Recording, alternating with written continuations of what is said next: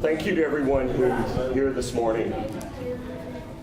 We appreciate you attending Aspire today. I know there's more people going to be wandering in. I think we had 40-something people signed up today, so I fully expect that the people are coming in. I heard a while ago, myself coming in, that there was one accident somewhere that had a 90-minute delay this morning, and somebody was laughing on the radio, said, so why bother to come to work yet till lunchtime? And so my comment to our people is, welcome to Dallas. I mean, but we appreciate you being here.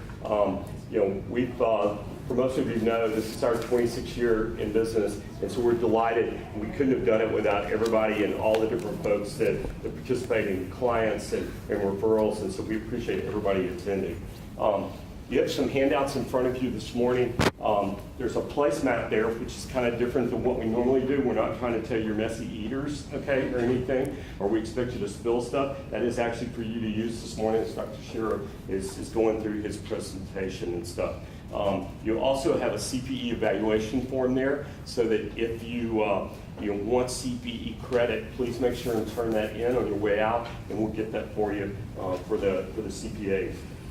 Also, there's an Aspire evaluation form that's there. Please fill that out and return it to us if you have suggestions for topics. We're looking in the spring now already, because we know what we're going to do in November. We won't do one in December or probably January, and we'll pick back up. We're looking at something on cybersecurity with somebody coming in to talk about that. And then also some other, we're actually talking to the chamber and have them committed to have the North Dallas Chamber come in and talk about Dallas and why, and where the city's going and what's happening to the whole DFW region and why we're experiencing what we are economically and the growth and stuff that we're having. One other reminder, there are copies of the videos and stuff that you see, and you see us doing the video today, but there are copies of those on our website.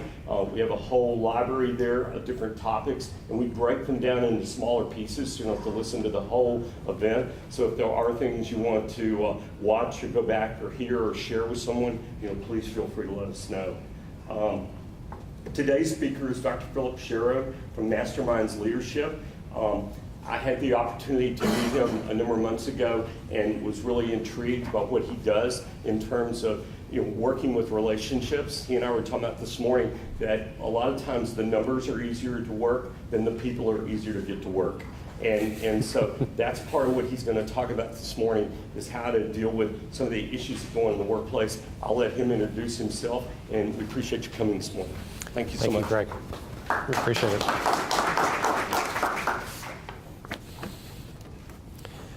Good morning, everyone. Good morning. Before we get into this morning's topic, let me offer a few words of thanks and also introduce myself. I recently came across a quote that said, good leaders are measured by the number of followers that they create, but great leaders are measured by the number of leaders they create. And I want to thank Greg Hext for being the kind of leader who contributes and invests in the creation of more leaders. I also think that Ryan Goss deserves our thanks and appreciation for making Aspire the professional and valuable institute that it is here in Dallas. This is my second time to be over here. I was very impressed this spring when I came to the first event. I also want to say that I'm grateful to each of you who made a deliberate and purposeful effort to be here at Aspire this morning. There's so many opportunities that press for our attention, but you made the evaluation that this one was likely to bring a better return on the first Wednesday of Q4 than the other things that you could have put on your calendar. So I appreciate you being here. And my aim is that by the time you leave, you feel confident that you've made a good investment of your morning. As I begin, I'll introduce myself briefly. 20 years ago, I went to Africa for the first time. Now, mind you, I had no intention of staying, but I thought it would be a fascinating place to visit. My plan was to return from that trip, continue my education, and become a professor and work with college students. Instead, we ended up moving to Uganda, East Africa in 1998 and staying for 15 years, which was not part of my life strategy, but it was an amazing experience. During the first 7 years of that time, my passion for developing leaders found its humble expression working in rural areas with people that on average had a second-grade education. In the second half of our time, I was privileged to lead a team that built and launched a new 4-year fully accredited university. And I still consider it one of the chief honors I've received, that I got to serve as president for the first few years of that university's life. Today, since we've returned to the U.S. in 2013, the first 2 classes of students have graduated. This fall, 200 students enrolled and are now on campus. I'm very proud of the young leaders that are developing to make an impact in their society, students from 7 different countries. Since I've come back to the U.S., those experiences in developing and launching university and my continuing education, a doctorate in organizational leadership, serve to enrich and inform the work that I do with CEOs and senior management teams as they work to create cultures that outperform the competition because they're led with excellence. And so what I want to talk to you about this morning is about leadership, but specifically leadership in conflict. Now, when we designed the content for this Aspire Leaderships event, we specifically had in mind those of you that work in companies made up of people. So if you're into Bitcoin mining or you print your own money at home, then an executive session on conflict may not be useful to you. But for the rest of us, we have to wrestle with the reality that a company with people is a company with conflict. It's all around us and it's unavoidable. So why are we here today? We're here because conflict is costly. This is a room of primarily financial leaders, and I want us to think about and add up the costs that conflict creates in organization. It costs us our time. It costs us our mental energy. It costs us lost opportunities. It costs us access to the best talent, who, by the way, will not tolerate a toxic culture. It costs us ruined working relationships and lost friendships. And frankly, it costs us a lot of money. And we'll attempt to quantify that a little bit later. So when we look at the cost of conflict, I believe it's worth our time, it's worth our effort to think about how to do this better. In my work internationally, as well as here in the U.S., I've discovered 3 sets of factors that influence whether or not you will escape from a recurring cycle of destructive conflict. So these 3 sets of factors include 6 relational dynamics. It includes 5 structural inhibitors. And then finally, there are 3 interpersonal blockers. And what we're going to do this morning is focus our attention on one of the interpersonal blockers. But at the end of this presentation, I'll offer an opportunity to go over all of the factors in greater detail in a bespoke conflict analysis session. To set this morning's focus factor in context, let's briefly review all of these, and you'll see it in your handout. We'll be able to work through that. And first of all, if you're on the side that has the conflict analysis map, it's all filled in on your placemat, but up here you can see the map. And I'd like to direct your attention to the roadways between all of the signs. So look at the roadways there. Each roadway is labeled with one of the 6 relational dynamics. And these are the paths, or should I say the ruts, that we tend to get stuck in, that continue our cycle of conflict. So those are all filled in there and on your placemat. The 6 relational dynamics describe scenarios where employees and employee relationships are either creating or they're perpetuating the conflict. As you consider your own work experiences and your observations, think back and see if you recognize some of these scenarios. So the first one is double team. And that's when you've got 2 or more employees that are acting as a block or a unit. And conflict comes up in this scenario when management wants to deal with one, but they end up having to deal with the block. Or it may be other employees are trying to deal with one, but they've got to deal with both. What happens is frustration and resentment begin to build up because they're not able to interact normally one-on-one. They've got to deal with this block or this unit. Then the second of the relational dynamics we call threat. And that's when one employee feels that another employee is blocking them in some way, either blocking their communication, blocking their access to someone higher up in the organization, or potentially even threatening their job. And as long as the perception of this threat is present, conflict is going to continue to simmer and boil over. And notice I said perception. It may not be intentional, but if somebody perceives that they're being blocked, you're not going to solve that conflict until the threat's removed. The third is up and down. And this is a scenario where an employee is giving a very positive appearance upward to management, but is treating peers badly. So from a management perspective, this is a very courteous, very responsive employee, easy to work with. But what everyone in the back office knows is, they're a jerk, and you can't deal with them. But this is a difficult kind of dynamic to resolve because management's observations are running counter to the reports that they're hearing. So it's hard to know, what's really going on there. The fourth factor is ambassador.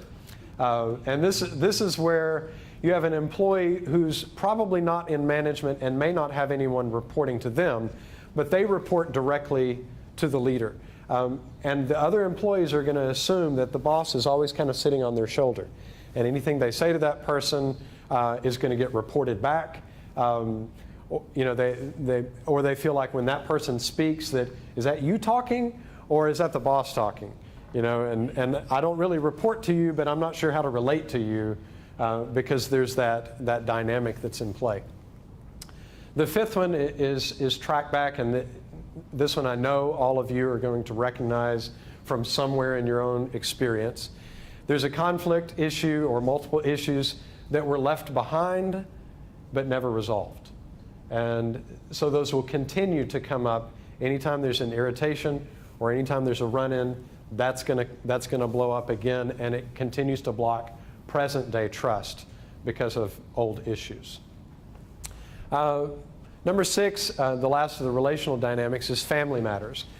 This happens in an organization where employees are related. Many of us work with family businesses, which by definition, you're going to have family members in it. But when you have a family member reporting to a family member, you set up a dynamic that's difficult for other employees to navigate. Because the old saying that blood is thicker than water, and that family system, you're not sure, can I deal with this person the same way I would another employee, or are they in a special category? And how do I navigate that? So those are the 6 relational dynamics. I know we're moving quickly over these. What I'm wanting to do is introduce into your awareness different factors that may not be immediately obvious when a problem comes up. But when you look underneath, you'll see a number of these dynamics are probably in place. Then next, let's pay attention to the road signs on the map. So these are at the intersections. We've got a number of different road signs. These are the 5 structural inhibitors. Now, structural inhibitors are not primarily about people. They're about systems or processes that are either bent or broken. And because these things are out of whack, it's going to perpetuate conflict or prevent you from being able to escape it. So we'll briefly go through these. The first we can call end run. And this is where a leader goes around a manager to deal directly with employees. Typically, it's in hearing and responding to complaints or problems. It can also happen the other way around, where an employee is going around their manager to someone further up. Now, I think we intuitively know that this kind of scenario creates a lot of problems because you cut the manager off at the knees. They're not able to function. And a lot of times I hear from CEOs that they'll say, well, you know, I'm not confident that the manager could handle that problem very well. So my question is, why are they managing? If you can't trust them to do that job, then why are they in that role? And if you can trust them, I guarantee you every time you go around them, you undermine their authority. And unfortunately, you're probably going to make the conflict worse. Because people are going to interact with the boss differently than they would with that person, and all kinds of things get obscured. But this is a structural issue of going around or going outside the proper organizational structure. The second structural issue we call square peg. And this is when an employee is maintained in a role for a non-performance reason. So they're not there because they're necessarily the best qualified or they have the most experience. There's another reason why they're in that role. They may not be ideally suited for it. And this situation is going to create and perpetuate conflict in the organization because expectations are not met, because other employees will perceive a double standard. And there's all kinds of dynamics that get set up here.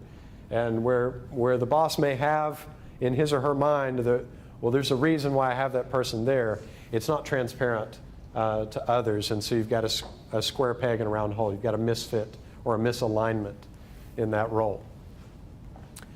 The third is hub and spoke. Ironically, this structure is often set up because of conflict, where the leader says, well, we've got so much conflict going on, I want everybody to just report directly to me. And so the leader is the hub, and every direct report is a spoke. And they don't, either they don't allow crosstalk, or it's not happening, or it's not healthy cross-communication. So everything has to pass through the leader, which puts the leader in the middle of every conflict, because people can't resolve things at their own level. So I say it's ironic because leaders put this in place to try to solve conflict, but it actually can make it harder to resolve. The fourth structural issue is job fog. Now, job fog is when a leader or a manager's expectations are unwritten or they're unclear. Now, it might be clear in the leader's mind, but it's not written down, it's not defined, and so people aren't quite sure what the expectations are or what they should be doing. You might not immediately see the connection to conflict, but when I dig into conflict scenarios, I find over and over again that the employees did not have this clear picture of what they were supposed to be doing. So it's, well, I thought you were going to, or, well, what I meant was, or, well, why didn't you? Because it's unclear, and that perpetuates conflict situations. And the last of the structural issues is double vision. This is where an employee is reporting to more than one person in the organization. Now, when I sit down to coach CEOs and senior managers, one of the first things I ask for is a copy of the org chart. And as soon as I see two lines coming from up and terminating on one box, then without knowing anything else, I can tell you that there's conflict. The leaders may or may not be aware of it, but that person where the two lines are coming together, they're aware of it. And as long as that structure is there, conflict's just going to recur. So finally, before we get into our focus factor for this morning, let me talk briefly about 3 interpersonal blockers. Even after you resolve the relational dynamics and you pay attention to and resolve the structural issues, these 3 roadblocks are still going to be standing in your way of getting out of the cycle of conflict into a place of not no conflict. There is no organization that has no conflict, but getting into a place of healthy conflict, where tension is not always in the air. Grudges are not held. We don't have long memories of everything that's happened. And conflict is not personal. It's ideological about what's the best way. That's the place we want to get to. But you've got to get over these three hurdles first. The first is lack of awareness. Now, lack of awareness is when one or more of the three levels of awareness are missing or incomplete. I mentioned three levels of awareness, and we don't have time to talk about that in depth, but I'll tell you in brief, it's self, other, and impact. Those are the three levels of awareness. Now, most leaders will tell me, oh, I'm pretty self-aware. I'm not a spring chicken. I've been around the block. I know myself pretty well. Granted, that may be true. But the next level of awareness is awareness of others and what's going on with them. And that's a little bit less common than self-awareness. The third factor I find the least of, and that's the awareness of the impact that you're having. And that can be a positive, but often it's a negative impact. So the leader may be aware of himself or herself, may have some awareness of others, but is probably lacking in awareness of how the way they're acting and interacting is impacting other people in the organization. So if any of those three levels of awareness are missing or incomplete, then your cycle of conflict is not going to get resolved, because people aren't aware of how they're contributing to the situation. It's their problem. And down there in that department, they need to resolve it without realizing how I'm contributing to the problem that they're having. And I may have even started it. Does that make sense? The second interpersonal blocker is lack of courage. And this is where we'll spend the rest of our time this morning. When leaders and/or employees are held back by fear of the response that an action may provoke, even if it's the right action. And the last is a lack of a model. When employees or leaders don't have a clear process or model for addressing and resolving conflict in the organization, people get stuck. We know that organizations have cultures, and those cultures are made up of norms for how we behave. Organizations need to model in their culture. They need to have norms for resolving conflict. Otherwise, employees will perceive that the risk of wading into the conflict is greater than the potential reward, so I'm not going there. Because there's not a roadmap, there's not a process. So I don't want to get into this, I better leave it alone, and we stay stuck. So that was a quick overview of the three sets of factors that we found that keep organizations locked in conflict. When we get to the Q&A at the end, I'll be glad to take some questions, but with your permission, I'm going to press ahead and talk about courage this morning.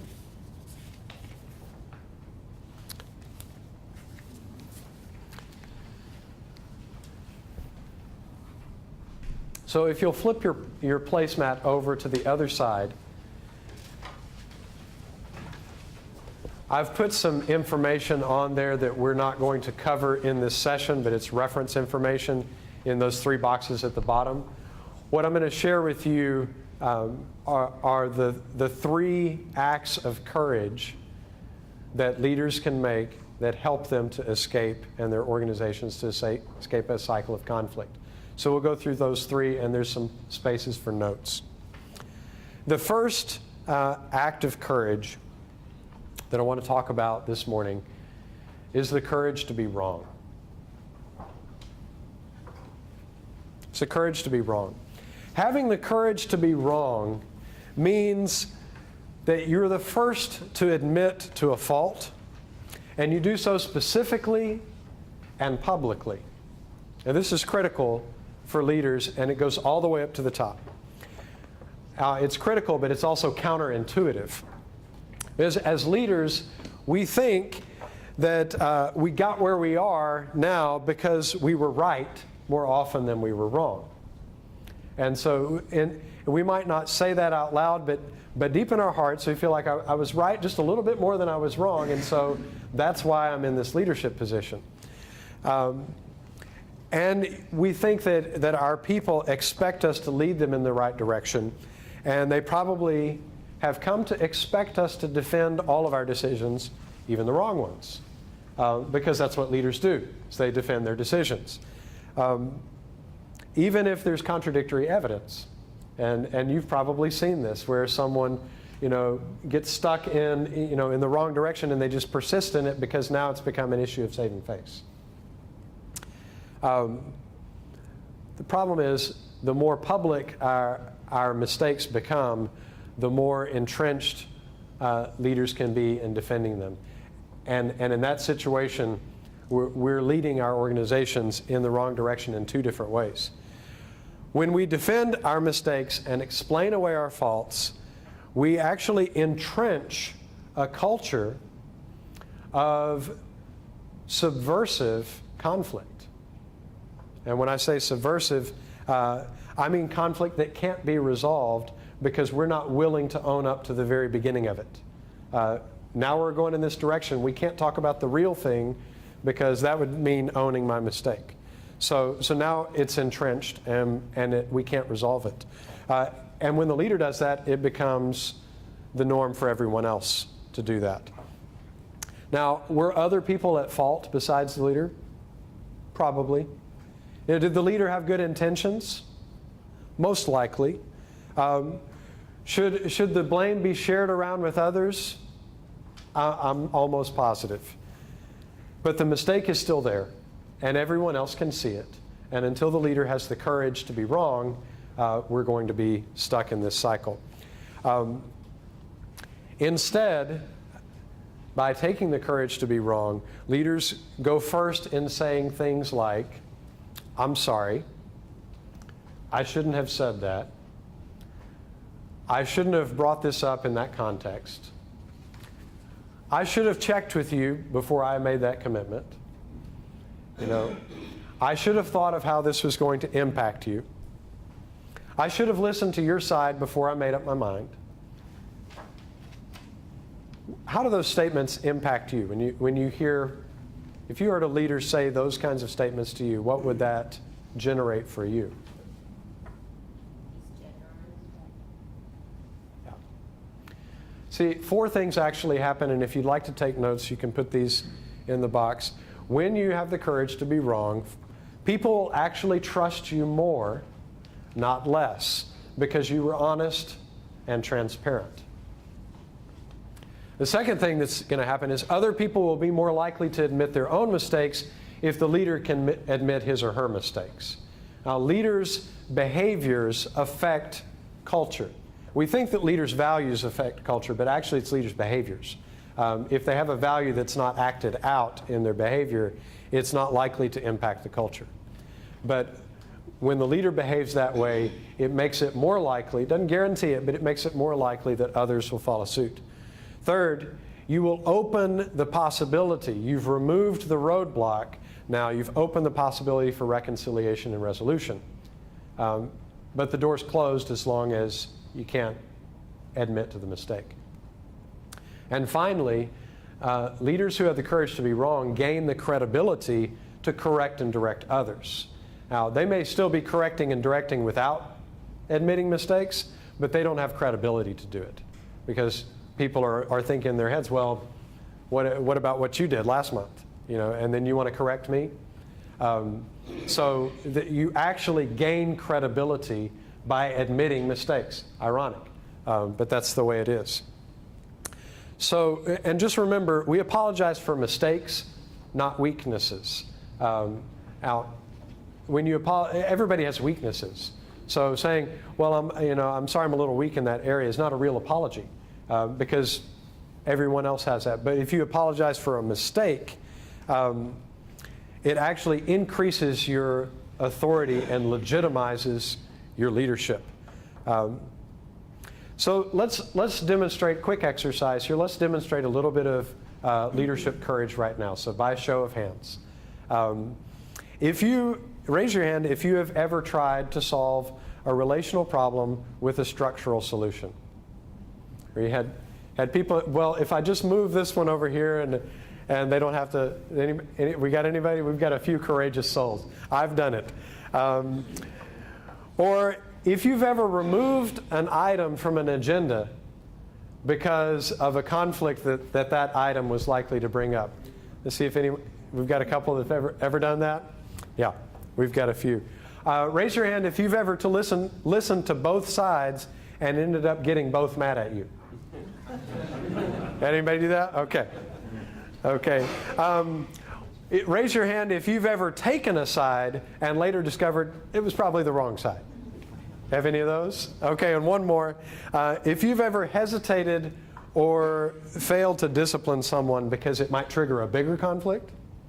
Have any of those? Yeah, ouch. You know, these are common leadership missteps. And when we look around, we see we're not the only ones that have done this. Taking the courage to say, you know what? I didn't handle that the best way. I could have handled that better. Opens the door for getting out of conflict. So the second one that I want to talk about is the courage to be right. Now, taking the second act of courage is easy until you've taken the first. As leaders, we often buy into the belief that our leadership authority is based on always being examples of the right way to do things. We wouldn't say that out loud, but we act as if our authority is diminished every time we make a mistake. But more than that, a leader's confidence can take a hit when you go the wrong direction.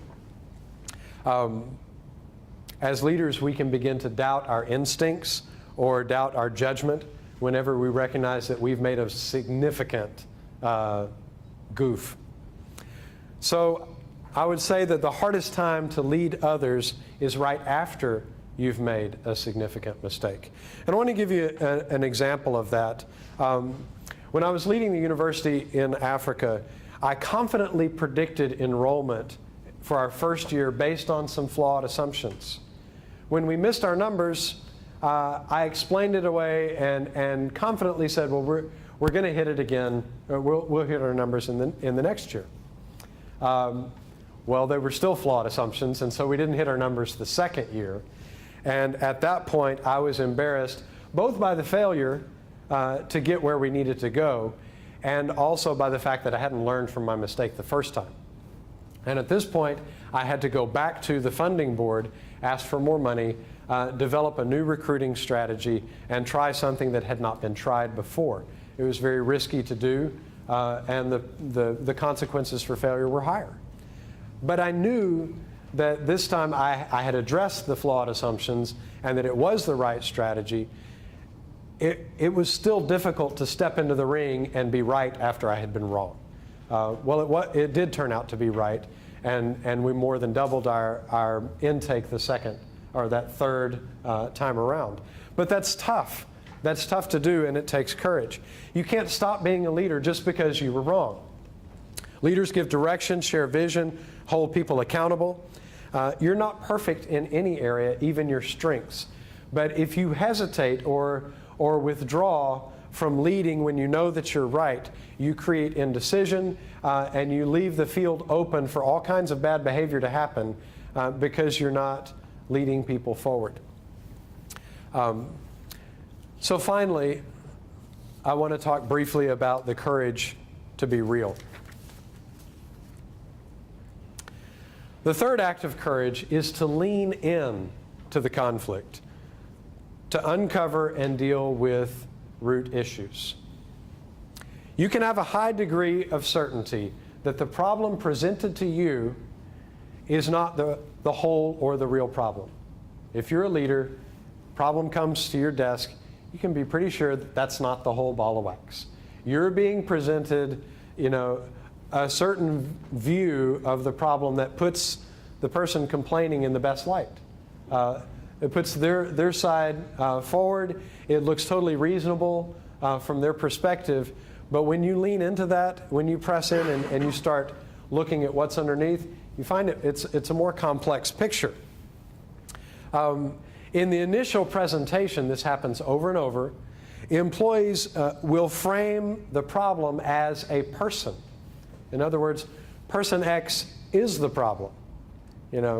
It's their attitude. They're unprofessional.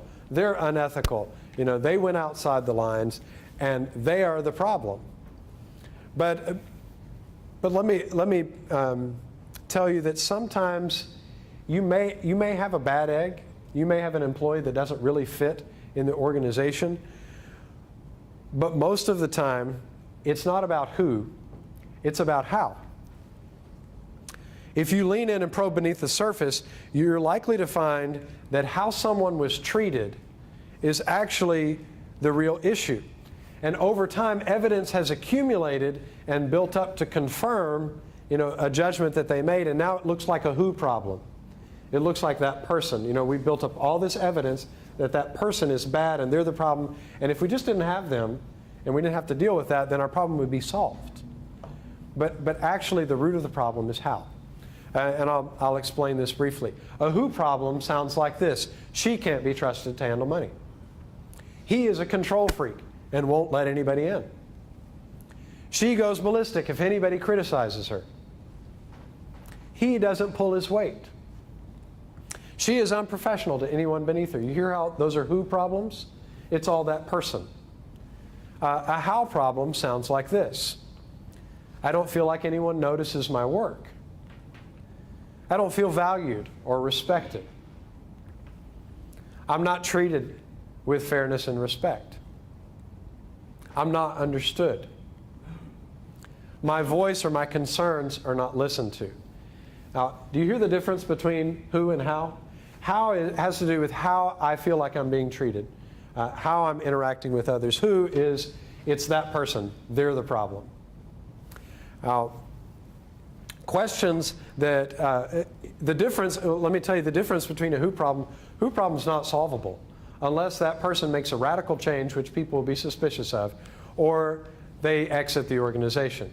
That's the only way to solve a who problem. And if you're not willing to do that, then you can't solve it. That person will, always be perceived as a problem. But a how problem can be resolved. And let me tell you a couple of questions that you can ask that help you to dig a little bit deeper. That include when someone presents a problem, ask things like, tell me more about that. How did that impact you? How have you been feeling as a result of what happened? Or one of my favorite questions, what do you wish would have happened?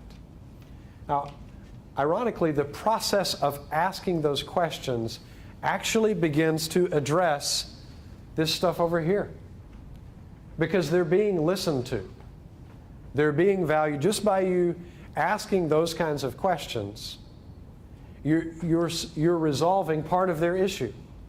And it leads you down a path where you can have resolution, whereas on the who side, it's very difficult.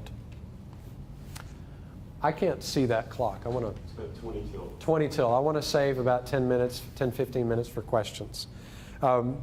As you peel back the layers of the problem, you may even discover, and this is when you have the courage to lean in and be real. I've seen this happen over and over. When leaders lean into the problem, they will reach a point where they discover that they actually contributed to the problem being created in the first place. Now, it probably wasn't intentional. It could have been something they said that was misinterpreted, or that they weighed in a situation where they didn't have the context, or they made a proclamation or a statement and everyone's reacting to that now, and so conflict has started to swirl. And as the leader leans in, he or she realizes, wow, I actually contributed to this situation being what it is. And that's why I say it takes courage to do. And when you reach that moment of recognition, then you get to go back to the first act of courage. Have the courage to be wrong, have the courage to be right. But pressing in to discover what's really going on underneath. And in the process, the leader establishes a norm and an expectation that we're going to address underlying issues by showing people that they're valued, that by giving respect, by demonstrating appreciation, and by listening attentively. And these are the tools that begin to build conflict-resilient cultures. So when you lean into a conflict, I'll tell you up front, it's not easy. It's mentally taxing. It's morally challenging as you try to weigh gray, not black and white, because there's going to be a lot of gray. And it's emotionally draining. But leading through conflict also requires us to face fears about how we're going to be perceived as leaders. Facing these fears, acting with boldness and with courage are actually the marks of a maturing leader and one who builds conflict-resilient cultures. Of course, courage alone is not going to solve your problem. We talked about a number of other factors that are going on, but lack of courage can prevent you from being able to solve the problem. Before we move into our Q&A, let's just take a few minutes and look at the cost of conflict. And I want to consider the question. Now, this graphic is on the flip side of your placemat and has a lot more information on it. This was drawn from a CPP study of 5,000 employees in 2008. Pretty robust study. So we can ask ourselves, is conflict a people issue or a business issue? You say a people issue? Yes. Okay, would anyone say that conflict is a business issue? Okay, so we've got some on either side and some saying both. What's underneath my question is, does conflict affect the bottom line? Is this just kind of that messy people stuff that we've got to put up with, or is this actually affecting the numbers? I'm going to argue that it does affect the numbers, and I'm going to use an example of a manufacturing organization, kind of a small size manufacturer of maybe 40 to 50 employees, to put the numbers up. If you're working in another industry or another type of organization, these numbers are probably going to be a lot higher.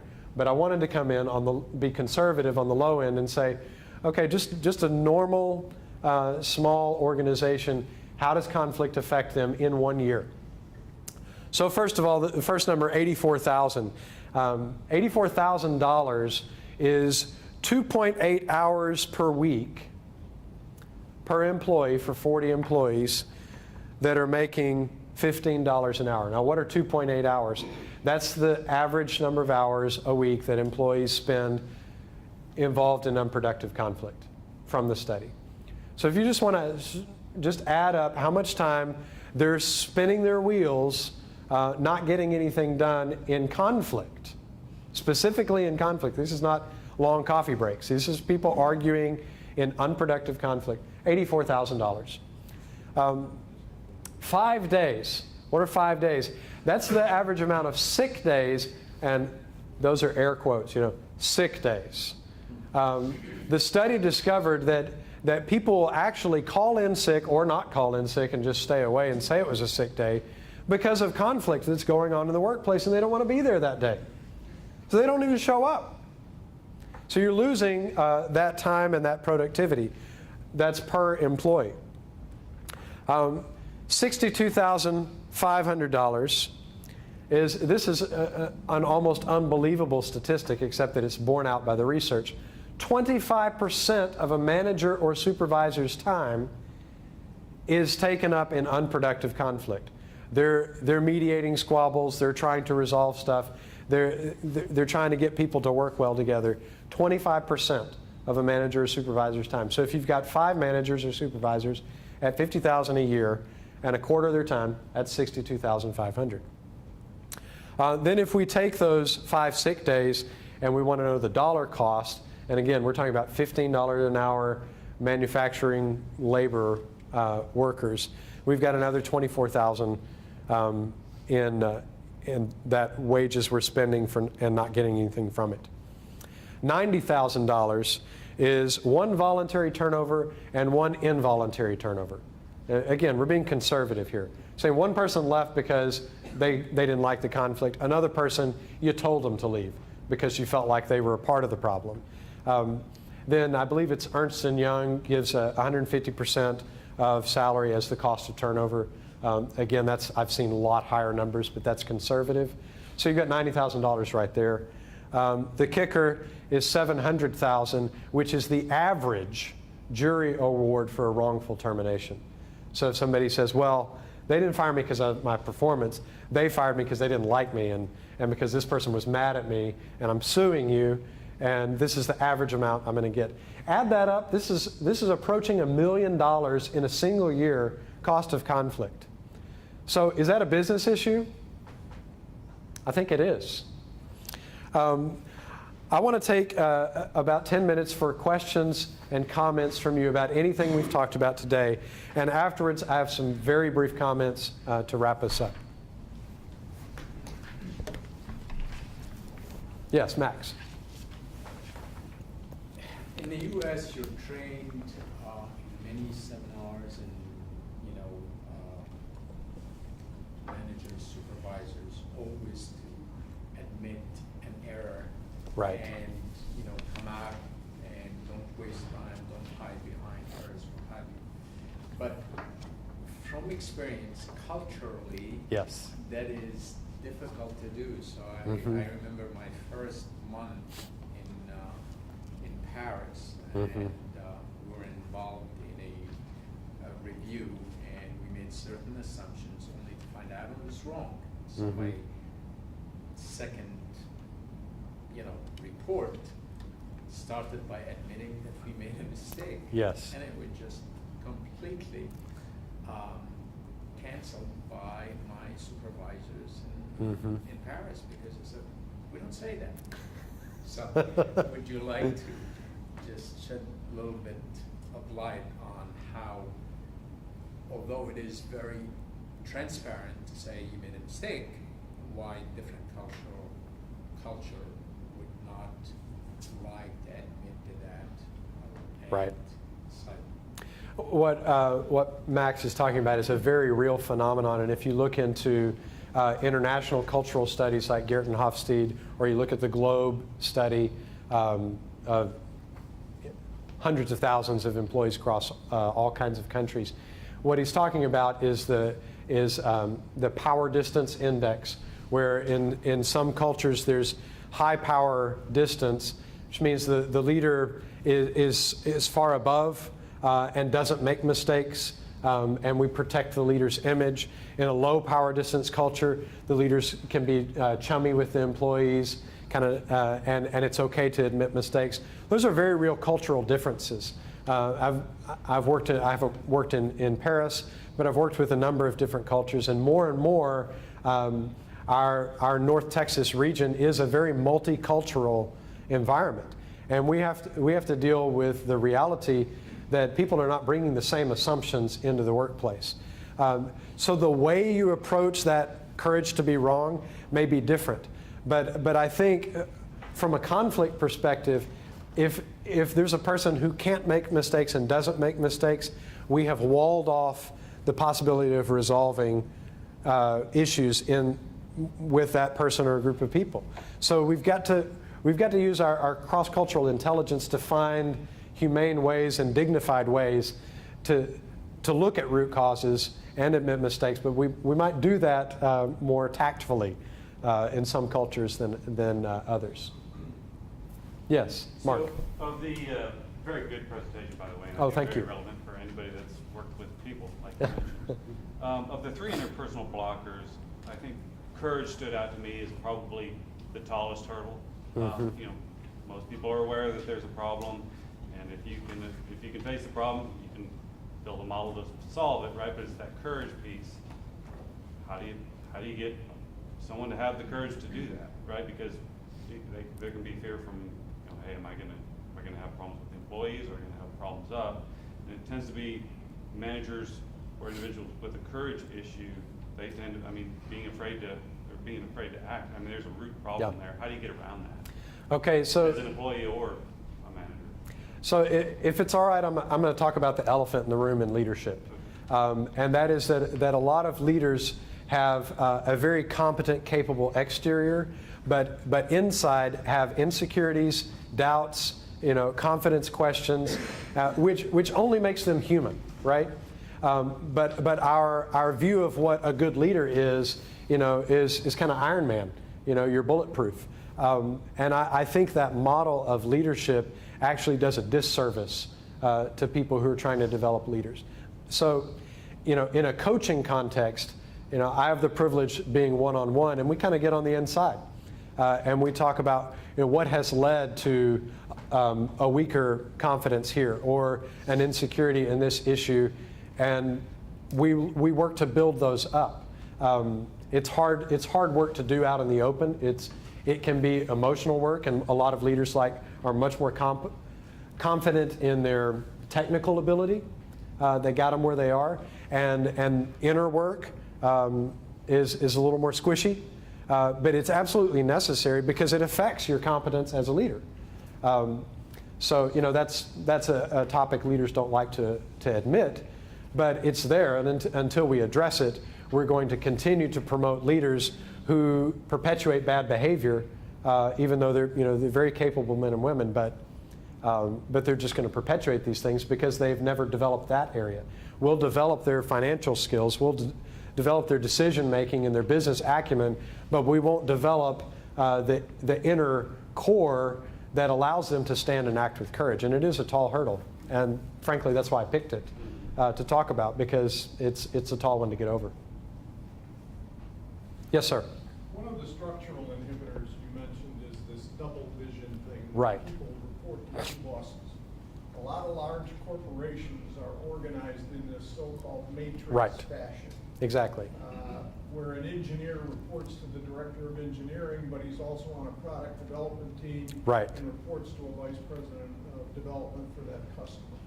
How do you advise the company to deal with those kinds of issues where there can be conflict simply because you have two bosses, but you can't change the environment? Right. No, it's a great point, and the matrix organization is becoming more and more popular, as well as a concept called shared leadership, where leadership may rotate on teams depending on the task we're on. Oh, if it's this task, Sally's going to lead, and so if it's this task, Joe's going to lead. So it's a reality that we have to deal with.